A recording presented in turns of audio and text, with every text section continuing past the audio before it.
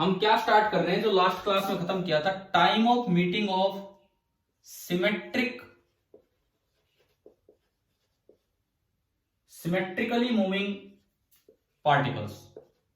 Symmetrically moving particles का time of meeting कैसे देखा जाता है।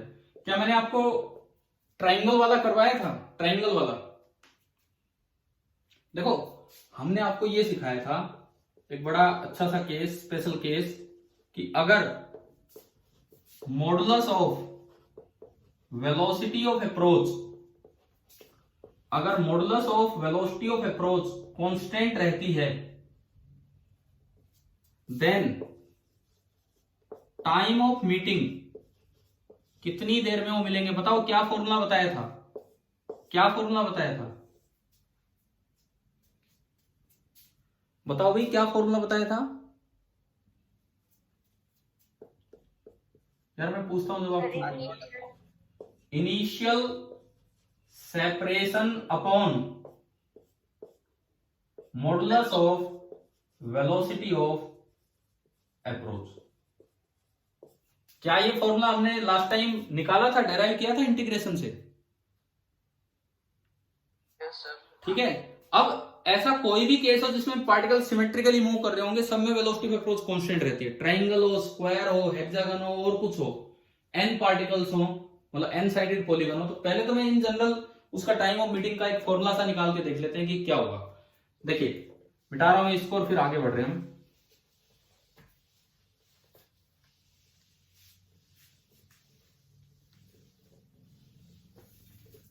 देखो सबसे पहली चीज, मान लीजिए ट्राइंगल है, करवा दिया ये सवाल, फिर भी एक बार उस चीज पे फॉर्मूले तक जाने के लिए दोबारा देख रहे हैं। मान लो एक इक्विलेटरल ट्राइंगल है और ये पार्टिकल्स घूमते चलते हैं किस तरह से, एज लेंथ है ए, ये ए भी हो सकता है, एल भी हो सकता है, डी भी हो सकता है, कुछ भी हो सकता है। एज लेंथ का क्या है, कुछ भी दिखा दो क्वेश्चन में। तीनों पार्टिकल्स इस तरह से चल रहे हैं, देखिए तीनों के तीनों पार्टिकल्स इस तरह से चल रहे हैं कि हर वक्त वो सामने वाले की तरफ देखते हुए मुड़ जाता है। 1 moving towards 2, 2 moving towards 3 and 3 moving towards 1 with constant speed v। एक कांस्टेंट स्पीड v से चले। एज लेंथ मैंने माना l मान लो, a मान लो, d मान लो। उस दिन क्या माना था, ध्यान नहीं मुझे, पिछली क्लास में क्या लिया था, एज लेंथ a, तो ये लीजिए एज लेंथ है a। अब देखो आप क्या किया करो, तीनों मिलेंगे, कहां मिलेंगे, जाके बिल्कुल सेंट्रोइड पे, जो सेंटर ऑफ द ट्रायंगल है। और ये ना एक साइक्लिक मोशन होता है, चलेगा। ऐसा नहीं है कि ये सीधा जाके यूं मिल जाता है, ऐसा भी नहीं है। आपको अगर मैं सच्चाई बताऊं तो ये इस तरह जाके मिलेंगे, इस तरह से ये यूं घूमता चलेगा, यूं घूमता चलेगा, घूमता चलेगा और छोटा होता चलेगा और लास्ट में जाके मिल जाएगा। ऐसे ही 2 चक्कर काटता रहेगा, ऐसे ही 3, और ये ट्रायंगल यूं छोटी छोटी होती होती यूं जाएगी। इसकी डिटेल में मैं चलूंगा टेस्ट के बाद, जब ये वाला भी मैं आपको पार्ट सिखाऊंगा। अभी काइनेमेटिक्स में और भी सिखाएंगे आपको पार्ट यार, लेकिन मैं नहीं समझता कि जेईई मेंस लेवल पे इतना आएगा। एडवांस लेवल पे वहां तक जा सकता है काम, कि ये घुमाना भी होगा तो 1 राउंड 2 राउंड, मैंने लास्ट ईयर भी बच्चों को करवाया था ये, इस साल फिर आपको करवाऊंगा, लेकिन अभी टाइम भी नहीं है। आपका परसों ही पेपर है, तो मैं अगर इन चीजों में लग गया अभी तो आज का दिन भी चला जाएगा, और शायद मुझे नहीं उम्मीद कि ये चीजें मेंस लेवल के पेपर में पूछी जाएंगी। तो ये हम करेंगे टेस्ट के बाद। आप बस इतना सीखो कि ये जब सेंट्रोइड पे जाके मिलते हैं, हम तो यूं दिखा देंगे। इवन अगर आप एच सी वर्मा का डायग्राम देखोगे तो उसने भी यूं ही दिखा रखा होगा। बस देखा है किसी ने उस ओल्ड एग्जाम्पल वाला डायग्राम? नहीं भी देखा, कोई बात नहीं, वो यूं मिलवाया होगा, सीधा यूं जाके मिलवा दिया, सेंट्रोइड पे मिलेंगे। अब सेंट्रोइड को जी बोलते हैं। टाइम ऑफ मीटिंग निकालनी, ऐसे किसी भी रेगुलर पॉलीगन वाले क्वेश्चन में हर वक्त वो लोग एक सेम फिगर बना के चलेंगे, और हर समय इसका एंगल v, तो ये 60 डिग्री रहेगा, और इसका इधर कंपोनेंट वेलोसिटी में अप्रोच निकालना आ गया था ना कल आपको। तो ये v cos 60 डिग्री एंड ये v, तो वेलोसिटी ऑफ अप्रोच कितनी बनी थी यहां पे बताओ, v plus v cos 60 degree, यह आया था 3v/2। तो टाइम ऑफ मीटिंग का डायरेक्ट फॉर्मूला, क्योंकि ये मैग्नीट्यूड हमेशा कांस्टेंट रहेगा, चाहे कितनी छोटी ट्रायंगल हो जाओ, एक का एंगल, एक की साइड v रहेगी और एक की वेलोसिटी v/2 ही रहनी है, तो सेम है। तो इनिशियल सेपरेशन कितना है? Initial separation a upon velocity of approach 3v/2। तो जो टाइम ऑफ मीटिंग आया, टाइम ऑफ मीटिंग वो कितना निकल के आया? 2a upon 3v। ये आपका टाइम ऑफ मीटिंग आया। ये पहला केस। ये तो आपने लिया ट्रायंगल। अब मैं चलता हूं स्क्वायर पे, फिर मैं चलूंगा हेक्सागन पे, और फिर मैं चलूंगा n पार्टिकल्स पे। हम ये एक सीक्वेंस निकालने की कोशिश करेंगे क्या है। अब मैं चला स्क्वायर पे। सेम यही क्वेश्चन है। एक a साइड लेंथ का एक स्क्वायर है। देखो, एक a साइड लेंथ का एक स्क्वायर आपको दिया गया, और वही सेम सवाल। ये सारे एक दूसरे की तरफ v स्पीड से जा रहे हैं, इस तरह से। अब एक दूसरे की तरफ जा रहे हैं, फिर दोबारा ये गलती मत कर देना कि इस रोड पे ही चलेंगे। क्या ये रोड पे चलेंगे या नीचे उतर लेंगे? हाँ, जैसे 2 थोड़ा आगे होगा 1 उसकी तरफ देख के मुड़ जाएगा।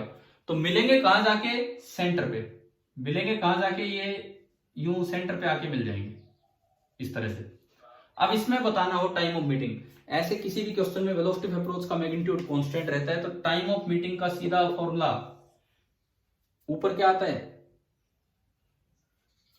इनिशियल सेपरेशन, जो भी एज लेंथ है a, नीचे वेलोसिटी ऑफ अप्रोच, जो इनिशियल होगी वही बाद में रहेगी। इनिशियल निकाल लो किन्हीं भी दो पार्टिकल्स की वेलोसिटी ऑफ अप्रोच।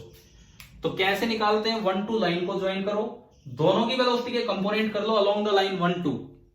तो इसका तो पूरी वेलोसिटी अलोंग द लाइन 1 2 है, और इसका कंपोनेंट कितना होगा बताओ? थीटा कितना? थीटा कितना बोलो? 90। तो कोस 90 तो 0 होता है भाई। जब कोई चीज वर्टिकल होती है तो क्या हॉरिजॉन्टली उसका कोई कंपोनेंट आता है? नहीं आता। आप बताओ इसमें क्या आएगा? नीचे क्या लिखूं मैं? वेलोसिटी ऑफ अप्रोच में क्या लिखूं? v plus 0। तो टाइम टेकन कितना आया? मिलने में कितना समय लगा इन्हें? a by v। बताओ वही समझ में आया कि नहीं आया? Yes sir. ठीक है। अब मैं चलूंगा हेक्सागन की तरफ। मैं एक बार ऊपर इकट्ठा कर रहा हूं। ट्राइंगल में टाइम लगा 2a/3v। फिर स्क्वायर में टाइम लगा, लास्ट में देखते हैं क्या बनता है, a/v। स्क्वायर में टाइम लगा a/v। अब मैं चल रहा हूं हेक्सागन की तरफ कि अगर इसी तरह का काम, ये मिलने वाला मीटिंग टाइम वाला काम हेक्सागन में आए तो कैसे करना होता है वो देखिए।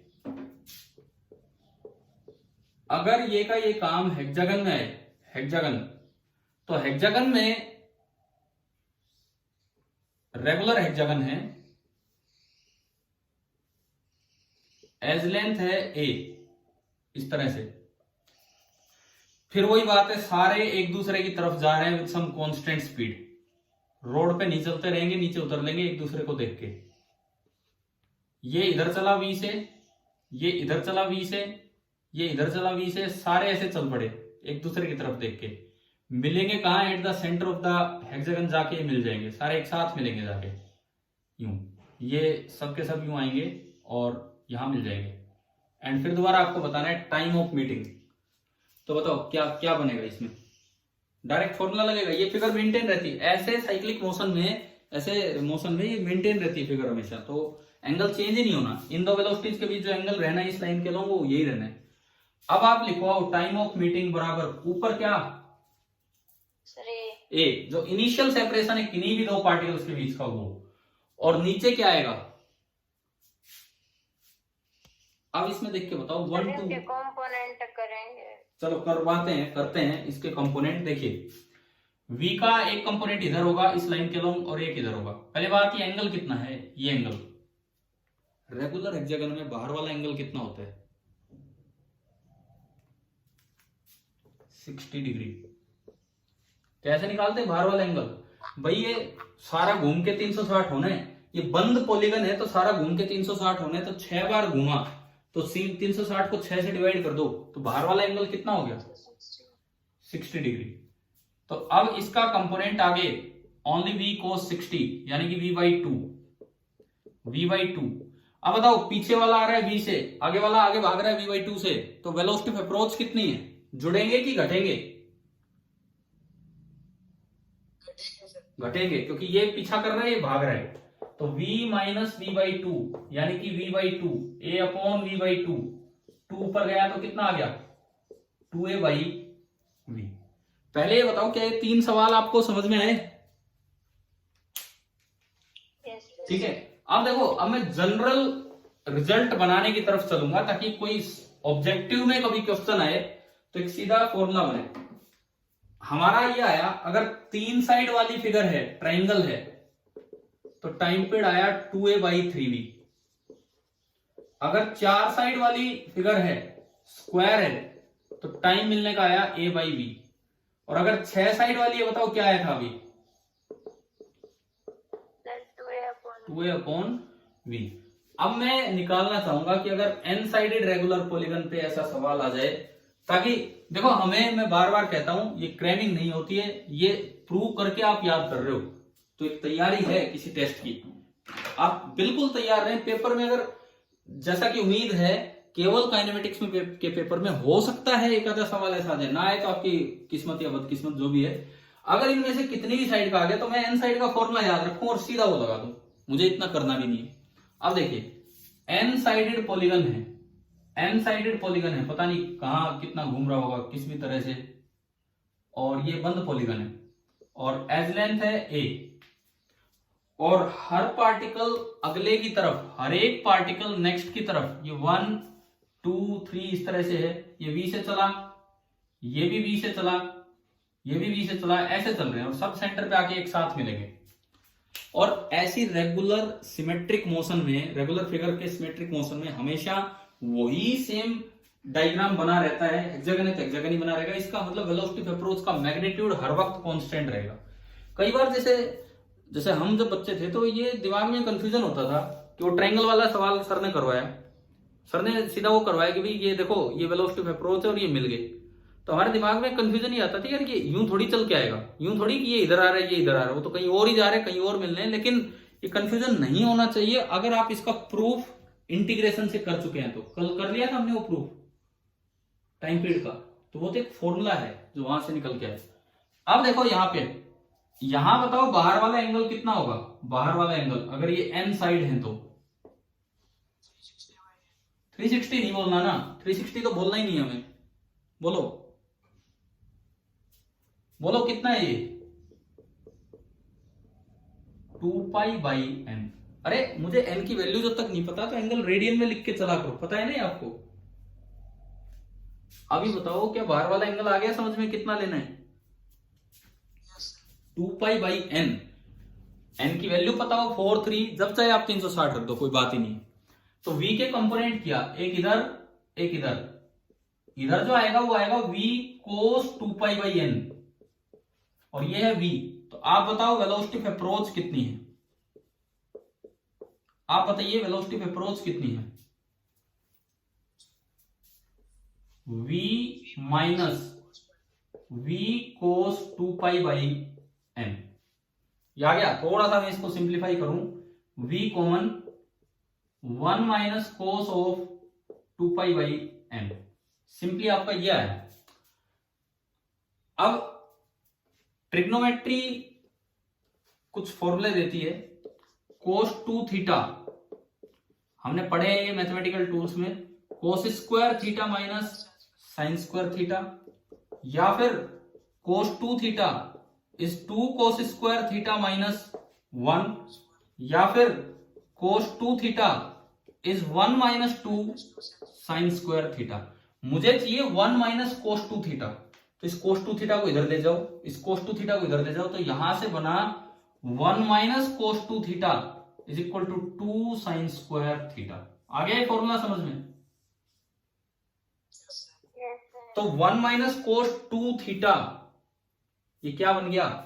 ये बन गया v into 2 sine square theta, theta है π/n, साइन स्क्वायर π/n, तो ये बना 2v upon sine square, 2v into sine square π/n। तो अब बताओ टाइम ऑफ मीटिंग का क्या फॉर्मूला होगा? ऊपर क्या? एज लेंथ, जो भी एज लेंथ है, ए हो, एल हो, कुछ भी हो, है ना, और नीचे वेलोसिटी ऑफ अप्रोच का मैग्नीट्यूड, और वो आया 2v into sine square of pi by n. अब आपको पाई के चक्कर में नहीं पड़ना है, अगर आपको एन की वैल्यू पता है तो आप इसको 180 डिग्री ले सकते हैं। तो मेरे पास एन साइडेड के केस में जो फॉर्मूला बना, जो फॉर्मूला निकल के आया, अगर आपको याद रह जाए तो T is equal to edge length, ऊपर तो है एज लेंथ, कभी ए का मतलब एक्सेलरेशन मत ले लेना भाई, अपॉन 2 टाइम्स किसी एक पार्टिकल की वेलोसिटी, किसी भी एक पार्टिकल की वेलोसिटी, इनटू साइन स्क्वायर हो। अब जब आपको क्वेश्चन ही करना है तो आप पाई को 180 डिग्री भी लिख सकते हैं, क्योंकि आपको एन की वैल्यू पुट करनी है। ये आपका आया टाइम ऑफ मीटिंग। एक बार वेरीफाई करते हैं ऊपर से। पहला सवाल, एन की वैल्यू कितनी है? एन 3 रखो एक बार। साइन 180 डिग्री बाई 3 कितना हो गया? 60 डिग्री। 60 साइन 60 डिग्री कितना होता है? साइन 60 रूट 3/2 का भी स्क्वायर 3/4 हो गया। 3/4 और एक ऊपर 2, ये रहा, 2 से 2 कटेगा, 3/2 बचा, 3/2 वो 2 ऊपर गया तो 2/3 आके मल्टीप्लाई हो गया। क्या पहला वेरीफाई हुआ? ठीक है, एक बार दूसरा वेरीफाई करते हैं। 4 साइड 4, एन की जगह 4, 45 डिग्री हो जाएगा ये। 180/4 45, साइन 45 होता है 1/√2, 1/√2 का स्क्वायर 1/2, 2 से 2 गया, ओनली v बचा, a/v। आ रहा है ना आंसर? एक बार 6 वाला और वेरीफाई कर लेते हैं। 6 वाला, n की जगह 6, 180/6 कितना हुआ? 30। साइन 30 कितना होता है? 1/2, 1/2 का स्क्वायर 1/4, 2 से 2 गया, 2 बचा, और 2 ऊपर गया तो ओनली 2 ऊपर आ गया। ये बताओ हो गया? तो अब आप ये बताओ, क्या आगे से ये कोई सवाल आ जाओ, क्वेश्चन जल्दी करने का क्या हमें तरीका मिल गया है कि नहीं? भाई आपको जो सूटेबल लगे ना, जो सूटेबल लगे उस मेथड से आप जाओ। मैंने in general n sided regular polygon का क्वेश्चन आपको करवाया है। जो टाइम ऑफ मीटिंग होगी edge length upon 2 times, formula गलत मत लगा देना, अगर फॉर्मूला में कंफ्यूजन हो तो भाई अपना वो तरीका यूज करो जो मैंने बताया। 2 times velocity of each particle into sine of 180 degree by n और उसका स्क्वायर। प्रैक्टिस करना इनकी। अगर 25 में से एक से ज्यादा तो आ नहीं सकते। अगर एक भी सवाल इस तरह का आ गया तो मैं मान के चलूं कि पूरी क्लास ही सही करके आए। इस तरह के सवालों में गलती ना हो, अगर इस तरह के आते हैं तो। ठीक है, अब देखो इसमें, इसी में एक और चीज, मैं डाउट्स मैंने इसलिए डिस्कस नहीं किया, वो निशांत बच्चा आया ही नहीं क्लास में जिसके डाउट्स थे, इसीलिए मैं वो डिस्कशन पे नहीं आया। तो मुझे और भी तो पढ़ाना था इसमें। मेरे वाले तो करवा दो। आपके कौन से आपके? सर वो 2 भेजे थे एचसीवी में से। एचसीवी में से अभी लेता हूं, अगर एचसीवी के डाउट हैं तो। क्वेश्चन नंबर बोलना एचसीवी और आगे, मुझे ध्यान नहीं अपने कौन से भेजे थे। एक्सरसाइज के हैं क्या? एक्सरसाइज के कौन से है बताओ? 30, अच्छा 47 एंड 48। अभी आता हूं मैं, इसी क्लास में आपको बताऊंगा ये। अब देखिए एक बार एक चीज और सुन लीजिए लास्ट, उसके बाद में इनके क्वेश्चंस पे आता हूं। इन्होंने 2 सवाल पूछे हैं एचसीवी एक्सरसाइजेज से, क्वेश्चन नंबर 47 48। एक बार उन पे जाने से पहले मैं ये बता दूं आपको कि जैसे ये ट्राइंगल वाला है, स्क्वायर वाला है, ये जो आपने सवाल किए v स्पीड इस तरह से, और ए एज लेंथ है। एक चीज और कई बार पूछ ली जाती है, वो सर्कल वाला काम तो मैं आपको टेस्ट के बाद करवाऊंगा, वो तो एक एडवांस लेवल का एक अच्छा सा काम है जो इसके बाद हम देखेंगे बाद में। अभी लेकिन सुने, एक और चीज पूछ ली जाती है कि जब पार्टिकल यहां मिले, ये एक पार्टिकल चल के गया और सारे मिल गए, तो किसी भी एक पार्टिकल का डिस्टेंस और डिस्प्लेसमेंट बताओ। डिस्प्लेसमेंट तो निकल जाता है ज्योमेट्री से। क्या आपको सेंट्रोइड की डिस्टेंस पता होती है? ट्रायंगल की सेंट्रोइड की निकाल सकते हो कि नहीं आसानी से? अरे पता होता है ना, ये 2:1 रेशियो में होता है। ठीक है, ये ए है, या फिर वैसे निकाल लो, ये 30 डिग्री एंगल है। कैसे भी करके आप ज्योमेट्री ऑफ ट्रायंगल लगा के, क्या इस पार्टिकल का ये गया तो था यूं घूम के, क्या डिस्प्लेसमेंट निकालना आसान है कि नहीं ज्योमेट्री से, बताओ, कर लेंगे ये पार्ट? Yes yes sir. लेकिन ये बताओ डिस्टेंस कैसे निकालोगे? डिस्टेंस, ये जो यूं घूम के गया, ये तो पाथ कैसे निकालोगे आप? t इक्वल टू 0 पे चला, मीटिंग ऑफ टाइम को डिवाइड कर देंगे। डिवाइड नहीं, मल्टीप्लाई कर देंगे स्पीड से। देखो ये डिस्टेंस निकालना डिस्प्लेसमेंट से भी ज्यादा आसान है, डिस्टेंस निकालना डिस्प्लेसमेंट से भी ज्यादा आसान है, क्योंकि जब कोई चीज कांस्टेंट स्पीड से चलता है तो डिस्टेंस का सीधा फॉर्मूला है स्पीड इनटू टाइम। तो इस पार्टिकल की स्पीड रही है v, और शायद जहां तक मुझे याद है ट्रायंगल में ये आया था आपका 2a/3v, यस सर। तो ये ज्यादा आसान है। अब बताओ मुझे, डिस्टेंस निकालना आसान है कि डिस्प्लेसमेंट निकालना आसान है? डिस्टेंस। डिस्टेंस। जबकि बच्चे कई बार सोचते हैं कि डिस्प्लेसमेंट तो निकल जाता है ज्योमेट्री वगैरह लगा के, पर डिस्टेंस कहां से लाए, ये तो अजीब सा बात है। तो डिस्टेंस आप मैथमेटिकली मत लाओ, मैथमेटिकली मुश्किल होगा, आप फिजिक्स के अकॉर्डिंग लाओ ये फॉर्मूला लगा के। चलिए पहली बात ये बताओ, क्या ये मीटिंग वाला कॉन्सेप्ट आ गया समझ में आपको? ठीक है, अब सुनो, एचसीवी में इसके ऊपर 2 क्वेश्चन थे एचसी वर्मा बुक में। एक तो है, मैं लिख देता हूं यहां पे, जो आप पढ़ लेना, पेज नंबर 47 पे सोल्ड एग्जाम्पल 20। एक तो है पेज नंबर 47 पे सोल्ड एग्जाम्पल नंबर 20, और दूसरा है एक्सरसाइजेज में पेज नंबर 54 पे last question of the chapter, question number 52। ये मीटिंग और इन्हीं चीजों पे है, तो अपने एक कर लेना यहां से, ठीक है। अब मैं आता हूं, ये 2 और सवाल जो बोर्ड पे लिखे हैं इन पे आप आइए, 47, 48 इनके ऊपर आते हैं हम। देखिए क्वेश्चन नंबर 47, ये मैं स्टार्ट करवा रहा हूँ, उसी पेज पे है, 54 पेज पे। बुक अगर साथ है तो यार रखो, उसको देखिए, आप बुक में ही देखिए क्वेश्चन। 47th क्वेश्चन देखें, a swimmer wishes to cross a 500 metre wide river flowing at 5 kilometre per hour. River problem पे क्वेश्चन है। विड्थ ऑफ द रिवर आपको दी है 500 metre, width of the river आपको दी है 500 मीटर, ठीक है, और 5 किलोमीटर पर आवर से नदी आगे जा रही है। V r, velocity of river आपको दी है 5 kilometre per hour, this is the velocity of river. उसके बाद its speed with respect to water, कौन सा कर रहे हैं 47, हाँ। Its speed with respect to water is 3 kilometre per hour. मतलब विद रेस्पेक्ट टू वाटर मतलब क्या दे दिया आपको? वीएमआर आपको दे दिया 3 किलोमीटर, जिसको हम यू भी बोल के चलते थे। अब ये कहता है A part, if he heads in a direction making an angle theta with the flow, if he heads in a direction making an angle theta with the flow, find the time he takes to cross the river। भाई पहले part में तो कहता है अगर वो theta angle पे चल पड़ा, थीटा एंगल पे अगर उसने चलना, हेड्स का मतलब वो अपने स्ट्रोक किधर लगा रहा है, किसी थीटा एंगल पे लगा रहा है, तो आपको ये बताना है कि वो कितना टाइम लेगा रिवर को क्रॉस करने में, बस ये आपको बताना है।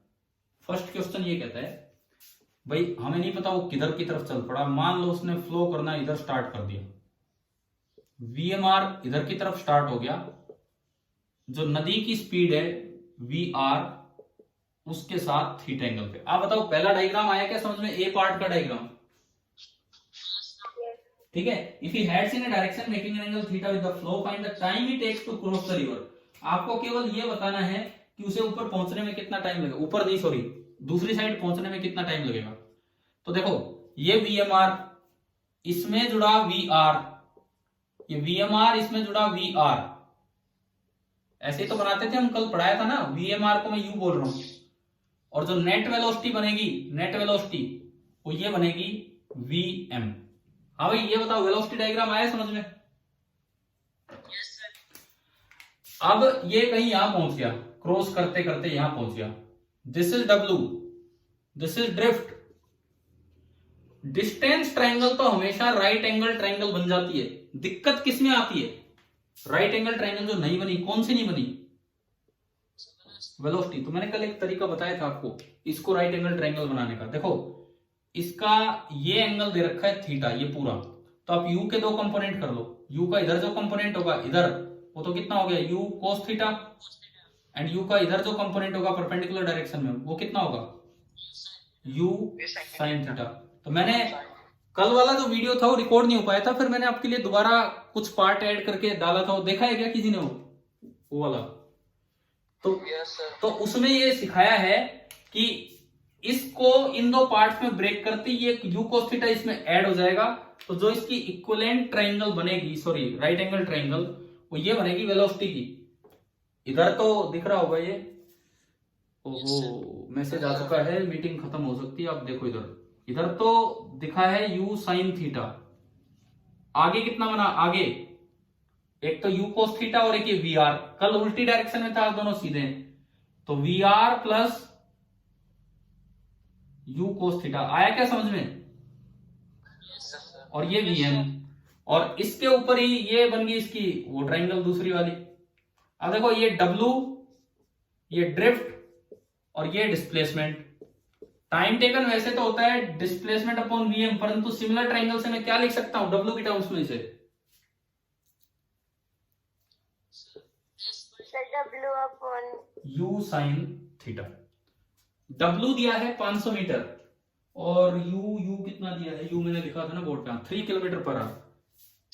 इसको भी मीटर पर सेकंड में बदल देता हूं, तो आपको पता होना चाहिए 5/18 से मल्टीप्लाई कर दो तो मीटर पर सेकंड में आ जाता है, 3 6, तो ये आ गया 5/6 मीटर पर सेकंड। मैंने इसमें वैल्यूज लिमिट में, सॉरी इसमें वैल्यू पुट की, w कितना है 500 मीटर अपॉन u है 5/6 मीटर पर सेकंड इंटू साइन थीटा। 5 से 5 गए 100, मीटर से मीटर गए 6 ऊपर गया, तो जो टाइम आया वो आया 600 अपॉन साइन थीटा सेकंड। क्या आंसर है भाई, थीटा में है क्या आंसर? वो तो 10 मिनट ही तो है, ये सेकंड में है, सेकंड को मिनट में कैसे कन्वर्ट करते हैं? 60 से डिवाइड कर दो, 60 से डिवाइड करोगे तो बन गया 10 मिनट अपॉन साइन थीटा। चलो ये तो हो गया टाइम। अब सेकंड पार्ट इसका कैसा है, शॉर्टेस्ट पॉसिबल टाइम। भाई यूं बताओ शॉर्टेस्ट टाइम कब लगता है, शॉर्टेस्ट टाइम? हाँ चलो कोई नहीं, अब तो मैं बता ही देता हूं। शॉर्टेस्ट टाइम कब लगता है, जब ये स्विम परपेंडिकुलर करे कि क्रॉस परपेंडिकुलर करे? swim perpendicular. क्रॉस बोला है कोई बच्चा, गलत बोले, स्विम परपेंडिकुलर करे मतलब थीटा 90 ले लो। और वैसे ही देखो ना यार, टाइम वैसे ही देख लो, आप मैथमेटिकली देख लो, 10 अपॉन साइन थीटा मिनट आ गया, तो t will be minimum if sign theta is maximum. और साइन थीटा की मैक्सिमम वैल्यू कितनी होती है, 1। कब होती है, जब थीटा 90 हो। तो साइन थीटा 1 रखा तो टाइम मिनिमम आ गया 10 मिनट। शायद अभी क्वेश्चन नंबर ये 47, हाँ जी अनुज भाई आ गया आपको समझ में? अब 48 देखिए, consider the situation of the previous problem. इसी क्वेश्चन पे आगे लेके जा रहा है। The man has to reach the other shore at a point directly opposite to his starting point. ये कौन सा केस होगा, directly opposite to his starting point पहुंचना है, क्रॉस परपेंडिकुलरली या स्विम? क्रॉस वाला। लेकिन ये कहता है कि if he reaches the other shore somewhere else, लेकिन वो कहता है कि पहुंच गया कहीं और, पहुंचना था बिल्कुल सामने लेकिन पहुंच गया कहीं और, and he has to walk down to this point, और उसको वहां चल के आना पड़ा, तो find the minimum distance that he has to walk. इसका मतलब पता है क्या है, ये कौन सा केस है? आप ये मैंने करवा रखा है यार आपको, ये बताओ पहले, VMR VR से कम है कि ज्यादा है बताओ? कम है, तो क्या ड्रिफ्ट मिनिमम 0 हो सकता है? तो ड्रिफ्ट मिनिमम तब होगा, कल एक फॉर्मूला बताया था, sine theta is equal to u upon VR, कितनी बार तो लिखे थे रिजल्ट्स, तब होगा। और कितना होगा वो भी बताया था, कितना होगा वो भी मैंने आपको बताया था कि जो डी मिनिमम होगा इस केस में सम फैक्टर टाइम्स W होता है, और उस फैक्टर में ऊपर जहां तक मुझे याद है ये था VR² माइनस U² और नीचे था U। बताओ ये था क्या, कल की क्लास में आया था ये काम? तो इसने तो खाली यही पूछा है कि कम से कम कितना उसे चल के आना पड़ेगा, मतलब कितना साइड में वो पहुंचा होगा, मतलब डी मिनिमम लगाना है। अब कर लोगे, अब कर लोगे भाई? ठीक है, देखो एक बात सुनो, आपका जो RPS टेस्ट सीरीज का पेपर आता है, मुझे नहीं लगता कि हम जो टेस्ट लेते हैं उनसे मुश्किल होता है वो। हम जो आपके टेस्ट लेते हैं, कभी 15 सवाल का, कभी 10 का, कभी 20 का, मुझे नहीं लगता उनसे मुश्किल होता वो आरपीएस टेस्ट सीरीज का, उसी के लेवल का है, उससे आसान ही होता है। तो अगर आप इनमें अच्छा स्कोर करेंगे तो उनमें भी करेंगे। तो आज का दिन, हालांकि टेस्ट मैंने बना रखा है, बट आज का दिन मैं थोड़ा ये तो 4 कॉन्सेप्ट्स बताने में, रिवीजन करवाने में ले रहा हूं आपके डाउट्स के साथ साथ, ठीक है। शाम की क्लास से पहले भी हम क्या क्या क्या क्लास रहने दे कि टेस्ट रहने दे, क्या कह रहे हो? हाँ कोई बात नहीं, आपको जब आप कंफर्टेबल हो तब देना, लेकिन वो टेस्ट जरूर देना, मैंने बना रखा है। कल सुबह दोगे? कल सुबह 7 बजे। ठीक है सर। बस फिर उसके बाद आप फ्री हो यार, 1 घंटा टेस्ट दे लो, फिर आप पूरा दिन अपनी और तैयारी करो, मैं कोई क्लास लूंगा नहीं उसके बाद। लेकिन आज का दिन फिर 3-4 क्लासेज में लगाओ भाई, मैं थोड़ा मेहनत कर रहा हूं आपके साथ ताकि इस बार कुछ रिजल्ट दिखे, ठीक है। आज 2-3 क्लासेज होंगी, एक हो चुकी है, फिनिश होने वाली है, अगली एक और होगी। आप टाइमिंग्स के लिए तैयार है ना? मैं आपका टाइम टेबल देख के वो टाइमिंग देता जा रहा हूं, ठीक है। Thank you. और कोई डाउट्स जिसके हो आप भेजो, मैं ग्रुप में भेज दूंगा ताकि सारे बच्चे वो ट्राई कर सके, और फिर मैं वो डिस्कस भी बीच बीच में करवाता रहूंगा, ठीक है। Okay, thank you.